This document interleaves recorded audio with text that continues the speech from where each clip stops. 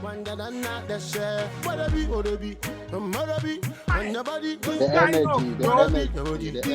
energy, the energy, the one and only energy. Listen, brother, it's nice to finally catch up. We've tried to do this a couple of times. You're a very busy man to catch. How are you doing, first of all? Oh no, I want this to be as clear as possible, you know. Don't worry, take your time, brother. Anyway, mind you, I'm in my little hotel room somewhere in Mayfair. Chopping life. On every light. Oh, life is chopping me.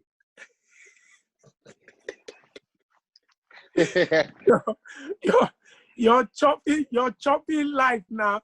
Hey, is this any better? This is perfect, brother. All right. This is perfect, brother. You know, most often you get the best lightnings in the bathroom. You know that. Like most often, yeah. That's why a lot of people bathroom selfies. That's why a lot of people are taking bathroom selfies now. You can imagine. Listen, man. Thank you very much for taking the time out to hang out with me, man. First of all, you see this? My brother looking fine, man. Come on. You see it. I'm gonna move some things around and make sure that with me and energy God, it's supposed to be correct, this kind. It's supposed to be. Please, so let us move things around. It's supposed to be proper. Hey. Position yourself, is it? Oh, my brother looking sharp here now. This is the way, Abby. Good, bro. You're good. I'm grateful to God, man. I'm highly grateful to the Most High for keeping us alive. Ignore the things in the back door. Absolutely. Now, one of the things I wanted to first of all say is, obviously, with the COVID situation, it affected all of us, everybody in the industry. How have you managed to cope with, this last 6-7 months of serious change? The thing is, I give thanks to God literally because this COVID situation is a thing that has actually got the world talking. It's not even the world talking, has taken us through a lot. It's been like a new experience for citizens of the world. Like whether you like it or not, irrespective of the fact that some countries have actually not adhered to one or two things. And I'm only being very honest with their responses because this is what we face. I'm not going to try to give any diplomatic answer such that everything is cool, everything. I know in Tanzania there's not been any lockdown, anything going on. And some Poland, I hear that some places even in Europe is opening up. So realistically, there's a vast shift from when it hit and where we are today. Yes, absolutely. Exactly, with the responses that has been going on so far. So this has actually opened my mind to a lot of things, and I've learned a lot of things, and actually I'm trying to understand all the different positions where every country or nation stands. So I'm beginning to be like, should I as an individual accept or accept the influence of probably maybe a Tanzania to say, oh, it doesn't exist, whilst I'm a Ghanaian? Or should I accept the standards of the UK to say it's getting more we need to dangerous? Be careful. Yeah. So where do I fall in as an individual right now? So this is my mental state of things if it comes to Corona. But yet still, we realize that businesses have been affected a lot. Yeah. I mean, I run through the Mayfair area and, things are this worldwide traveling has become a problem until recently when airports have begun to open up. And even so with some measures, I had to do my Corona test 48 hours before I flew in here. And, I put in, my album was released in the heart of Corona. And so certain things I couldn't do. So immediately, borders open now. Here I am in the UK trying to push and continue my job. Even so, I'm not able to come into the studio. Absolutely. Irrespective. That's why we're here zooming it all out. And this is what we are living in. And a lot of theories are coming up to say that this is a catalyst into a shift of the new world in order. the way we're going to be living. Hey, it don't happen. now. So I know in it all, I'm just happy to be alive, grateful to be alive, not necessarily happy, grateful, Yeah. but I'm giving thanks for life because here we are, you know, Absolutely. We're living. Now, you're one of the biggest dancehall superstars from Africa. You particularly you represent the Black Stars, the Gold Coast, Ghana. One of my favorite places in the continent. Let's talk about the humble beginnings of a Stonebwoy as a musician, as a dancehall reggae artist. Talk to me about that early memory of you deciding you were going to pick up a microphone and this was the type of genre that you wanted to make and sell to the world. I'm really grateful for this. As an early memory, I would attest to the fact that growing up as a child, I was musical. I would sing. We all sing. Yes. Humans, we came out of our parents' wombs crying, so we will mimic, we will dance. Every kid, every child has that potential of, and so for me, I think it started very early when I just gravitate to music and be dancing, and my parents will laugh at me and all that. That was the story they told me as a small child. Like, assuming my daughter or son at this level wouldn't know until I tell him that, look, you used to dance to this everything was what you used played. to do. So I got that story as a beginning, and then now probably at age 9, 10 and the rest, church choir, church play, I'm always involved. But growing up in a city like Ashaiman and coming up from a humble home, living with family, siblings and everything, I never stopped doing music, honestly. At an early age, you find me school play, school drama, all these ones. So it got to a point in my life that I had no option to do any other thing than to focus on one thing that always makes me happy that I could do without permission from anybody, and that was music.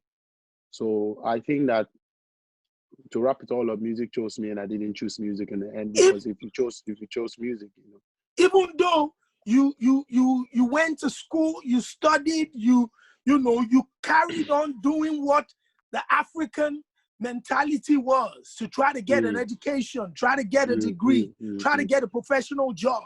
But it was music, reggae, and dancehall. Why reggae dancehall? Yeah, man, reggae dancehall, because honestly speaking, one of the earliest songs that I remember jamming to at that point would be the typical reggae. I kind of forgotten some of the names, but you hear reggae, this is cultural, because my father would play reggae. Reggae was actually dominant. It's not only because my father would play reggae. Reggae was dominant in the type of settings that I grew up in. The conscious one, the hustler one. Roots rock the reggae. Roots rock one, because who knows Ashaiman knows now. Everybody who knows Ashaiman knows is I don't know what but Ashaiman is like Brixton or something. I'm just saying the ghetto life is there. So you hear music that will uplift the soul. You see a lot of churches in those areas, because the only thing that could give people a meaning to live was hope. And hope is what they sold. The religion sold. The hope is what the music taught us. So you listen to the music of hope, that one day is going to be okay. Bob Marley, Peter Tosh, Gregory Isaacs, Tooth and the Maytals. I now know their names anyway. Buju, I didn't know their names before. Buju Banton and a host of Capleton, Sizzler, and Jacquior, all these ones. Even through to Sean Paul, Beanie Man, Bounty Killer, Shabba Ranks. They gave us music that we love, So we grew up on those influences. Nonetheless, we also had our African music, foundation, which was a high life irrespective. My mother would say anytime I listen to Ajwa Yankee, hey, Hmm. Ajwa Yankee, Ajwa Yankee. This is a typical high life song, Yeah. and I'll be dancing. So some of my aunties used to call me Ajwa Yankee, and Ajwa is actually a name of a girl. Ajwa is Ajwa is a Monday-born woman in Ghana. You say Ajwa, so Ajwa Yankee, like Yankee, Ajwa Yankee. So when they call me Ajwa Yankee, I get angry, but I didn't even know why I was. Some of my aunties would call me that at that age. But then I was told a story. So this is what influenced my growing up in an area and listening to this type of vibes, and it influenced my genre of music because I found reggae and dancehall as a genre that I could well express myself in across boards. I wasn't limited. I always say that if it was probably R&B, then I would only be stuck to R&B and that. But this is what I grew up on anyway. So yeah, there was no option, you know. Now, you've had you've had one of the most incredible careers over the last couple of years. You've toured Europe, the States, you've released albums. Now, dancehall music is a culture where you put out music consistently. It's almost like it's a training. I don't know. I believe that all dancehall musicians around the world are some of the most best live performers. I don't know how that came to be, but when you see a dancehall artist on stage, you are captivated because of the energy.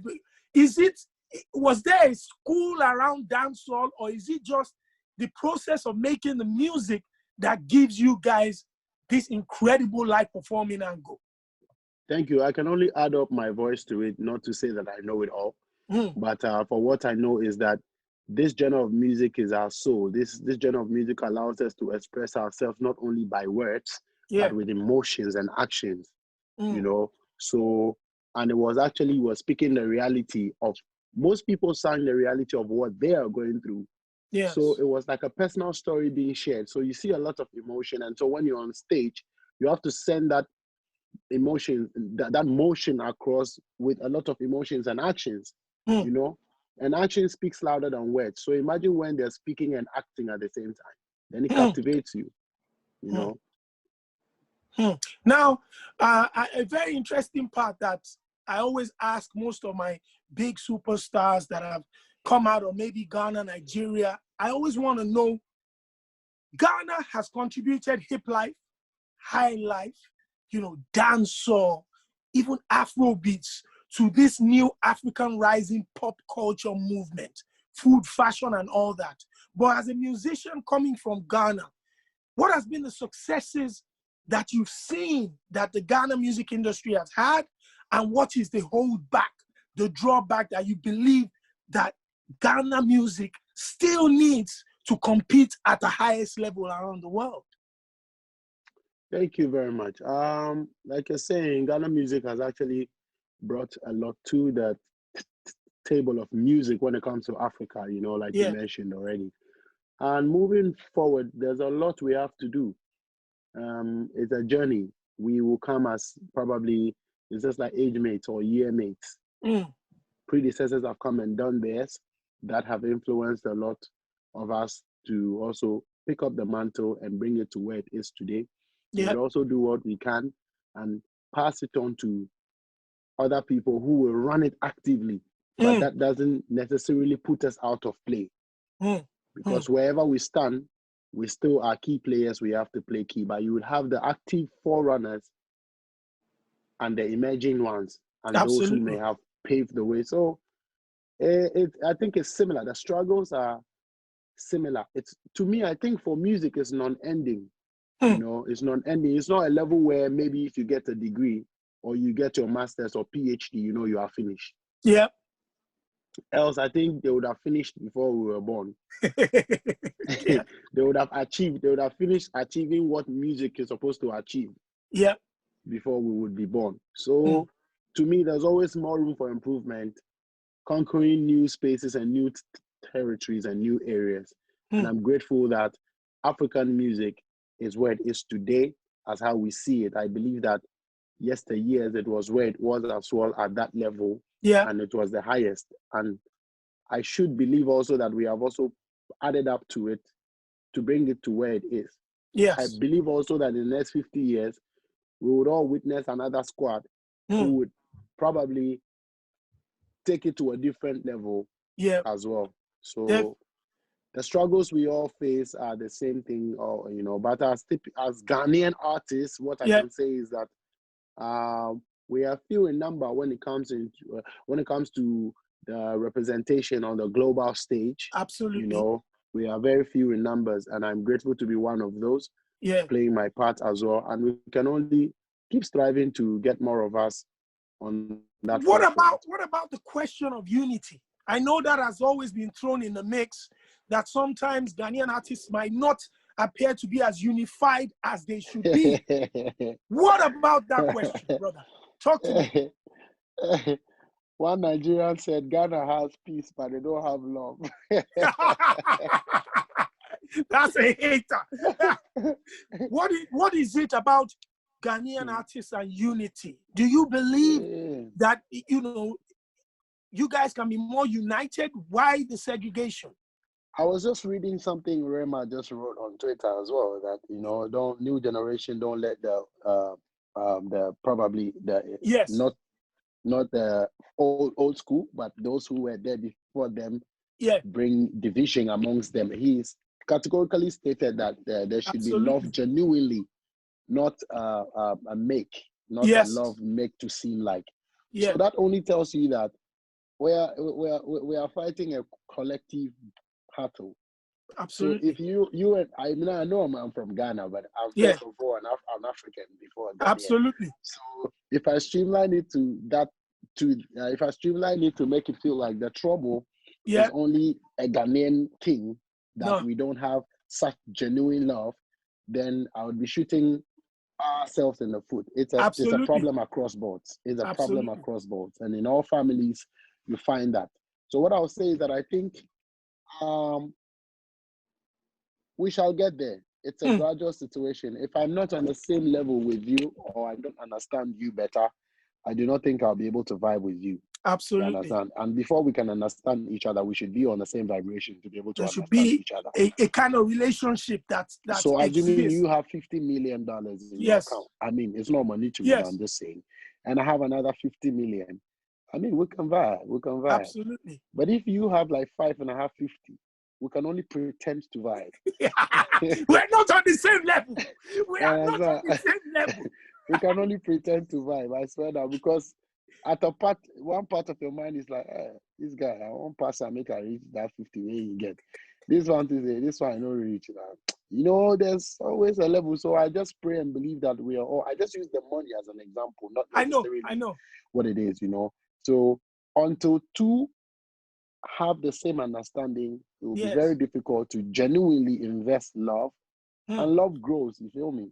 Love still grows. So there are a lot of things we would have to do to harness that love that we are supposed to have as African artists.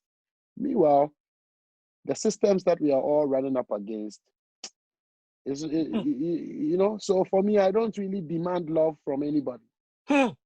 Because most of us have not given ourselves love enough. Facts. You know what I mean? So I'm actually working on having enough love to give, irrespective of the things that I fight against or I come against. So gradually we shall get there anyway. Yeah. Now, before we talk about your album and what incredible stuff you've been doing, you are one of my favorite artists from Africa, and you broke my heart and also mended my heart in 1 month. Now, let me tell you how you did that. One of the best albums of the last 12 months has been Black Love with Sarkodie. My favorite record, which you are aware of, is Strength of a Woman. Feature Sarkodie and Stonebwoy. When I found out that there was a Black Love concert, you don't have to guess what song I was waiting to see live. 24 hours before the live concert, I had logged on, registered.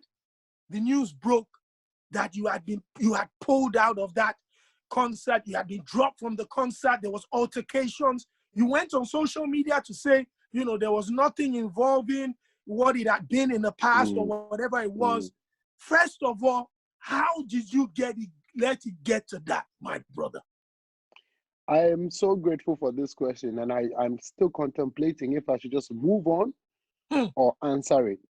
But I like the last part. You said, how did you let it get there? Yes. And I know this will cause news, but because I respect your platform and the amount of push that you push, I would say that may it not seem that how did I mean, I like how you ended that shit because I've seen Sarkodie talk come out to speak about it. Yes. Have you heard me talk about the real story yet? No. No. I never addressed the real story. Neither have I spoken about how people, neither have I even said a word on what really happened or my part of the story. Brother, he has come out, share with me. He has come out more than once to speak about his side of the story, and what he was able to iterate or reiterate is the fact that he felt disrespected. And I think as a wise person who is supposed to be a leader and a big man, he should have probably also kicked in from the start and also addressed, put it on. I was actually disappointed in the way he addressed it, because sometimes people have to just, he got the opportunity to be the one to tell the story. And so everybody is listening. Yes. You know what I mean? But he kept sounding on how he felt he was disrespected, but it was disrespect that started the whole thing to get it to that point. And I believe that he knows the story, or he has heard whatever happened. Yeah. And there are witnesses on the ground who saw how he dealt with the situation from the beginning, and how he's dealing with it, or how he has dealt with it by the things he's saying. And I'm only watching my words so that I don't bring in any further stuff. But I say Sarkodie knows that from the part of the story and how it happened, he should have acted better right on the night. I'm not even talking about Angel, but in his submissions, he is trying to say how I should have acted as well.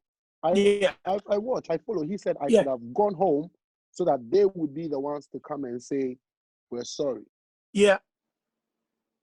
You know what I mean? That is what he thought. But if I came all the way to show love, how easy would it be for me to just leave?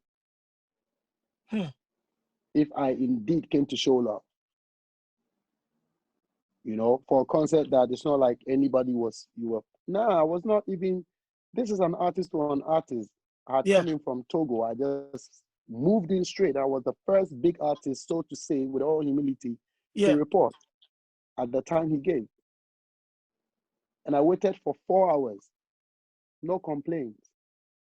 I pulled back into the inner perimeter.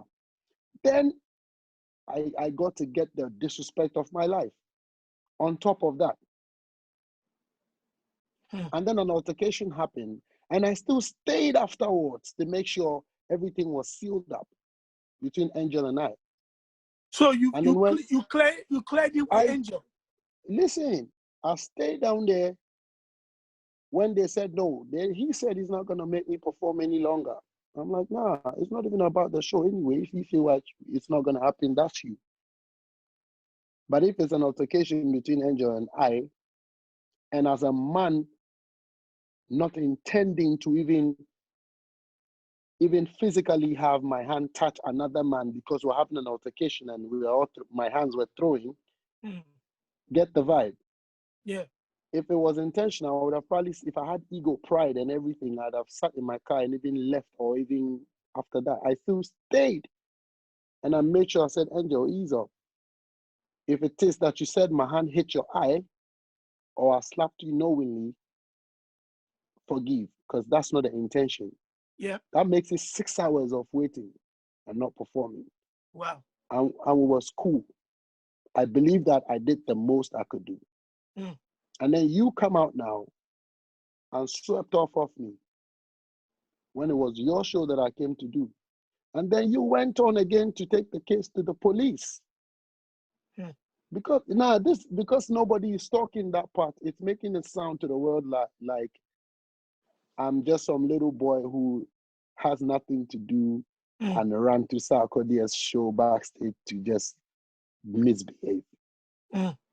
That's the picture that's been painted, and I'm telling you now, and I know this is the only time I've spoken with my mouth my part of the story. And you know it. You didn't see Absolutely. me talk anywhere, any place. Yeah. So I only want it to be like, may it not stay as some immature kind of guy who just went to disrupt another brother's event. Yeah. Where when it was totally opposite, when I went to show maximum love to another brother. You know what I mean? Yeah. And this is how I can summarize it. Because to me, it's a thing of the past, but this is how I can let it stay. So may it not be like I went out to, and it's rather unfortunate that even I couldn't see us perform that strength of a woman. Yeah. And even on the strength of a woman, the day of the strength of a woman, the day I recorded strength of a woman. Yeah. You can ask him, Sarkodie, on what basis that song was recorded. Wow. Talk to me, man. That song speaks to me so much. I don't get it. So let us not try to sit. Let us not try to make some. Let's give respect and get respect. You know. There's one thing. I've been through too many things, and I'm still going through a lot, and I'll still go through a lot of crosses because we all learn and we all still go. What is life without lessons or tribulations? You know what I mean? So let it be like that. I didn't go there to do shit, and I did none of the things that you guys, they were speculated that I did. The gun thing, the knife things, and all of that. And they were speculating that you had waited for like 4 hours, and then another artist came and then had to go on stage before you. That's what really riled you up. Never. The artist that came before me that went on the stage, I was talking to. He came back and was asking me, yo, what's the vibe? Has anybody heard this part of the story? Wow. So I was feeling that the same artist that they said was provoked me, who is Shatawale, never did. I waved him before he went on stage and came back, and after it has happened, him and I was vibing. So wow. What's it about then? I think it was a simple situation of, okay, an unprecedented event out of a certain way that I have been treated, right? And in the end, it was not even directly between him and I. Yeah. You know, and shit does happen. If I invited you to my house, and quickly he went on his page to delete the pictures that he posted so that it looks like he didn't invite me, so that it looks like I just came to his show. But he has forgotten that we have chat and messages for him saying, yo, bro, what's up? Day is close. Are you going to come? You get the vibe? Like if I invited you to my house and I later came to meet you and my kid brother, Shopsy, you and my kid brother vibing, or say my manager vibing, and I even heard that, what's happening? Oh, Shopsy, something happened, and Shopsy probably, say he touched my brother, and now I came to look on it, and Shopsy is apologizing to my brother. Whoa, I'll be like, Shopsy. I will be like, Shopsy, please, come on. That's where it ends. Yeah. Because the same Shopsy is here with my brother. Apologizing. If that is what, I mean, because, that's big man thing. I invited Shopsy. I wouldn't even let it go to that level where you, Shopsy, now descend to the level of my brother when you didn't put no ego and nothing, and you even went to even vibe. Like, that's just beautiful. I would come and say, yo, my bro, take it easy, yeah? And yo, Shopsy, I think that was an unprecedented event. The world was watching. There was a lot of pressure. Emotions were high. And I believe that's probably one of the reasons why everybody probably dealt with it the way they shouldn't have, or the way that they could. Yeah, but the story is a simple story. If I had egos, I wouldn't come out in the end to come and do a video. Yeah, you did a video. You know what I mean? If I had egos from the beginning, and my intention was evil, I wouldn't even stay again another 2 hours to have your show closed for me to speak to your guy. Yo, put this case to any judge and let them find out where I have a bad intention for your show. And let us also find out how your reactions were supposed to be. If you were expecting me to probably go home after having been disrespected, and then vice versa, you know. So sometimes, like you're saying, these are the things that are making it very difficult for us to have real love. Yeah, because I wouldn't leave Togo if not for your event. I was doing something over there. I just had a medical checkup over there for my German doctors. You get me? Yeah. You see, so these are the things. But me, you know, I'm always conscious Rasta man, you know.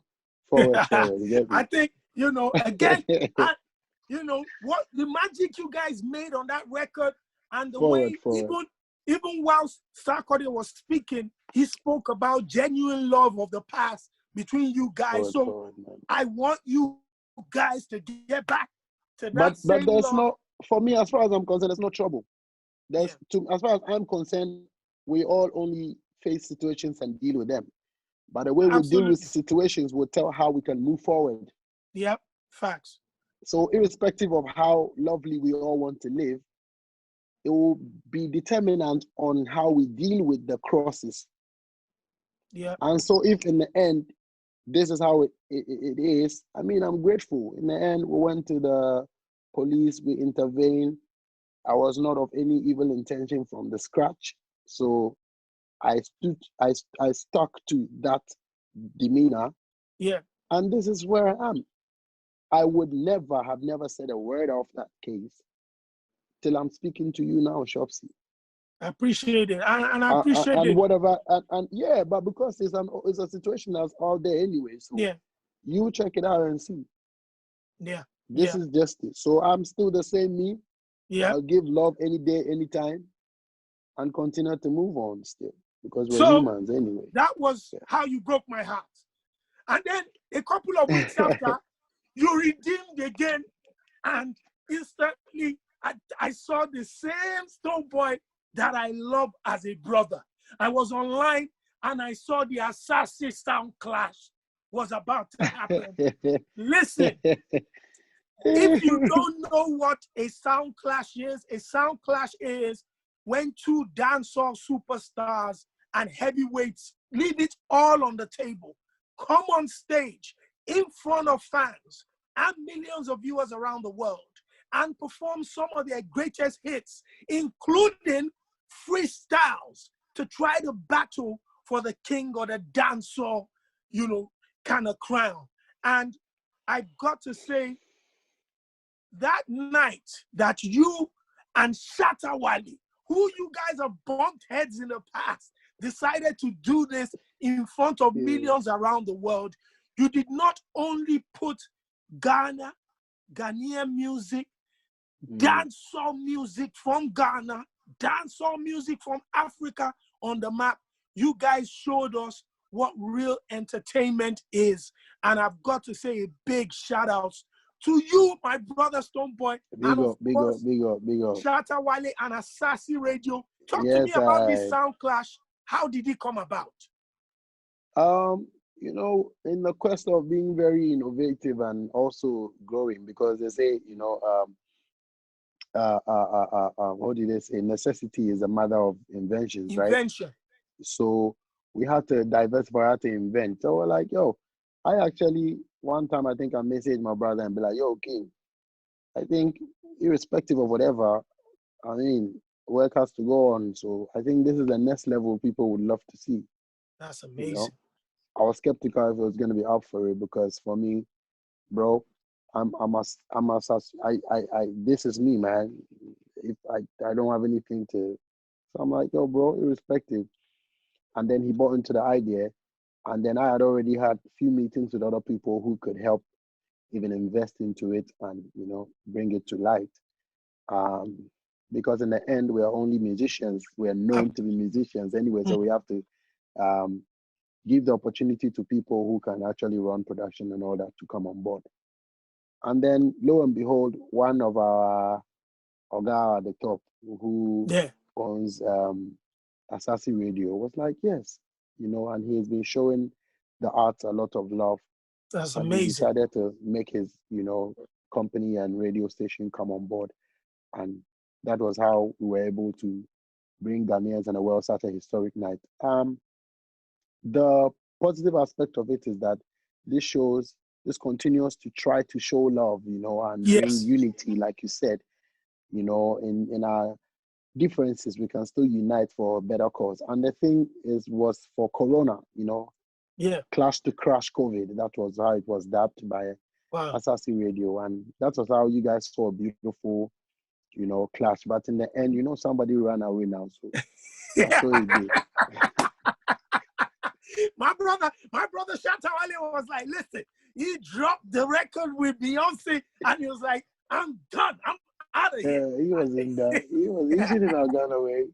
And I slapped him with Putu. You saw how the energy was on that song now. I didn't even drop me and Kerry Hilson. So, you know, I had so much more bullets. I had so much more bullets. Yeah, but he ran away. So that's where he ends. There's no argument, Ras. No argument. But you see, Soundcloud sometimes can get a little sensitive. There was a part where he was crashing and you had to say, listen, watch what you're saying. And then he came back and said, this is Sound Clash. Anything goes. Guess what? When he said what he said, then I was like, nah, that's like a low blow anyway. It's not a personal thing, it's a sound clash. So if you watched it well, when I said so, then you got a standing point to also say, yeah, it's a sound clash. Because I believe that it was a punch. It was a punch enough, but it didn't hit me though. But he was probably feeling it was a low punch enough to hurt. You know, low blow hurts. But it doesn't hurt because it is a correct blow. It's because it's a low blow. It's a low blow, You understand now? There's one part there that for me was, you know, what signified the brilliance of both of you as musicians, as dancehall superstars, and as just iconic performers from Africa. It was a moment where you had played the record, I forgot what record it was, and Shatta came and said, that's my beat, let me kill that beat, and told the DJ to keep playing the beat. He went on a freestyle, and then he wanted to leave, and then you said, no, he said, Clash, keep the instrumental going, and you came back with a freestyle. Like, I had good, that was where he was starting to prepare to run away, because, you know, say, big up Shatawale same way, but this is just a genuine commentary from what everybody has seen. So, you know what I mean? It's not like I'm making up any kind of stuff right now. That was his beat. He has a huge song on that beat. And one of the upcoming boys used that beat, and I supported him with a remix of that, and that's one of the biggest songs. I think we performed the Afro Nation as well. When you enter, it was a big tune. I brought one little boy on stage. That was a song. That was a song when everybody was gassing. You get me? So, and you know, with the sound clash culture, you come in with all the big songs that you know. All the bullets. Prepared. All the bullets. So, you see, that's why at the end, you know, we never run out of bullets, because you didn't even hear me play Nominate and a couple songs. So, we have too many bullets. You get me? Listen, I've got to say thank you for that amazing show. That really warmed my heart. And now let's step into the album, bro. You dropped the album during this very difficult time.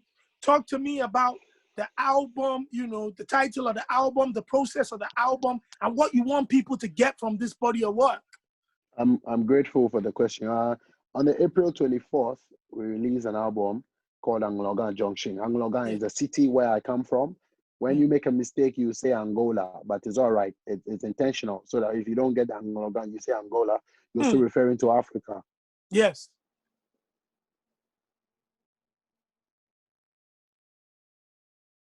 Yes. When you say Angola, you're still referring to Africa. So basically, that is it. Great album by all standards. Yeah. you're one of the biggest body of works that I can listen to again over and over and applaud myself and pat myself in the back. I have to be honest. Because whilst I was on my way to the UK, I was Yeah. like, I stuck onto the album again, and I'm like, God, I have work to do. I Yeah. just began the work on this album. So thanks to everybody who's, I can only talk short. Grab the album. It's called Angloga Junction on all online platforms. Let's go. And get it. But there are a lot of things coming out. A lot of things I'm gonna be coming out with.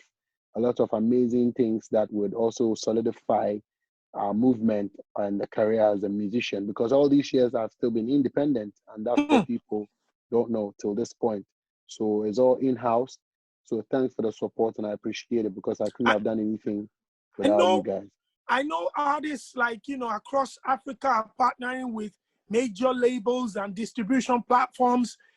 Are you thinking about a kind of partnership with a big brand like that? Are you looking at a major label? Yeah, we're looking through a few, and honestly speaking, it's not as juicy as this is an in-depth conversation, and I think you're privy to a lot more information. Absolutely, But absolutely. is always on the show, but the biz side is very, very tricky. So in Yes, the end, all I can say is that these conversations are important to have. If it's going yes, to be of a mutual understanding and a great gain for all parties, it's a absolutely. beautiful thing. So before anybody gets into such and such, make sure that you know your journey, you know where you want to go, and it's a good move. So we've been having such and such conversations. I think once upon a time, people saw the fact that Universal and I were making a certain move. That's like Yeah, 3 years ago for my yeah, album before now, yeah. and a few people I've met are still thinking the heights that we've been able to push to this point is because Yeah. we're still in conversation. I'm like, Independent. nah, all Yeah. this thing is independent. So there's a willingness to work, continuous work with anybody, any team, any people who can drive us all to where we want to go to. But as an artist, I think with the struggle so far, I'm aware of a lot of things. So I'm taking time to make decisions. yeah. Finally, quickly, Nominate is a smash record featuring the beautiful, the Mm-hmm. delectable Kerry Hilson. Yeah, yeah, for real. Talk to me about that, that collaboration, brother. Hey, And big how you, respect to Kerry Hilson. Big yeah, respect to Kerry. She's an amazing person, just like us. You see, that's it. And that song, when you listen to the song, one of the things that made me very happy is that the song is huge in Nigeria, as far as I'm concerned, because it's people big. call me and tell me. So I'm like, hey, It's I'm big. grateful, and we're gonna continue to do the promos and stuff. Thanks to everybody. That song came about naturally. Like I've always been saying, a friend of mine met Kerry, and then they vibed, and then me and her contacted, and we became friends even before we went in the studio. She invited me to the studio when I went out there in the States. We Yeah. recorded, we did more than a song, and then we went on to do the video, put it in an album, and she's shown a lot of love and still Lot shows of love. love She on the promotes it. album. She Yeah. promoted it. Like that Empress right there is woke. That's all I can say. So it's more than musical connection, but we can use music as a catalyst, as a tool, as the most powerful tool to unify one another in these times where we're all seeing the Black Lives Matter things and all, and Black people and all of that. So she Yeah. knows about that. She's aware. She is conscious about the fact that it requires all hands on board, not just all the ones who are big in name, but Yeah. only stretch forth a hand to take, from the continent. And I am seeing, and I've seen a lot of that, and they make it seem like, but in the end, I will say this boldly, that she is one of the people, if you follow her, you see it as such, but in real life, she's also one of the people she's a warrior princess, a warrior empress, pushing the agenda of the African movement. That's amazing. Yeah, yeah, man. Finally, just drop some words for young up and comers as well as fans that you just want to Yo, put big up some all of the positivity. fans. Them. Hear me, I say, yo, Wally party lady, we are crank up Joker boy. Dead finally, them time up.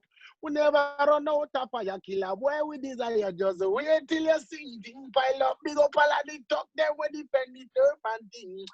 Hey, I am the operator and sing. Can I for them I go like them a bad man them. No ring them only lie to the money and thing. I miss the blaze them.